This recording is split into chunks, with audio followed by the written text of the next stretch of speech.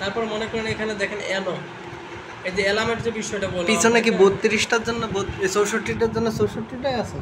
না না, এখানে এটা 64 না, এটা হচ্ছে আপনার কনফিগার করতে হবে অন্যভাবে। ওখানে প্রত্যেকটা চ্যানেলের জন্য দেওয়া থাকে না, আমরা চ্যানেলগুলো কেবলগুলো আমাদের কমন করা যায় ওই জায়গা থেকে।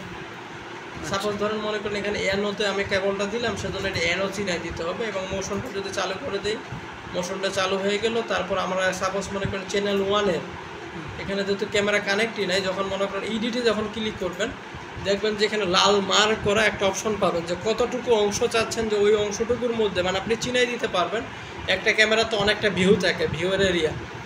আমার মনে করেন যে সাপোজ আমার এটা তো পুরোটা ডিসপ্লে ক্যামেরাটাতে ভিউ দেখা যায়, আমি চাইলাম যে এই অংশটুকুর মধ্যে যখন মোশন হবে তখন যেন আমার অ্যালার্ম বাজে, তখন আমি এই অংশটুকু সিলেক্ট করে দিতে পারবো।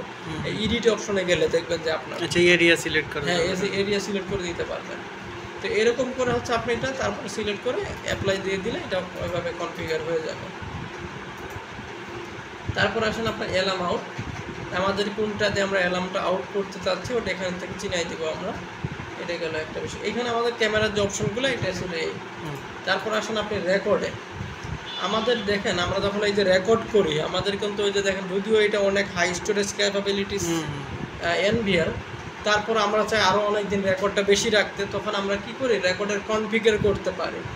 মনে করেন সাপোজ চ্যানেল 1 আমাদের এখানে ক্যামেরা আছে, তাইলে আমরা একটা ক্যামেরা কি লাগাই দিই, হ্যাঁ তাহলে একটা ক্যামেরা লাগাই দিই।